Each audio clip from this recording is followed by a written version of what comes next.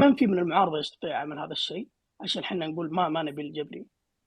فيا إخوان إحنا ما نطلع ننظر الموضوع يعني بزاوية ضيقة، إحنا عندنا قضية واللي بيساعد يركب معنا. تمام؟ وأهم نقطة أعيد أهم نقطة إنه الموضوع ليس مقتصر على الجبري، الموضوع مقتصر على الناس اللي مثل الجبري وقاعدين برا يشوفون المشهد. إحنا نقول لهم المفروض، هذه وجهة نظري محمد أنا أتبناها، إحنا المفروض نقول أهلا وسهلا، تعالوا شاركوا معنا، تعالوا اعملوا معنا، عندكم معلومات، عندكم خبرة معينة، تفضلوا.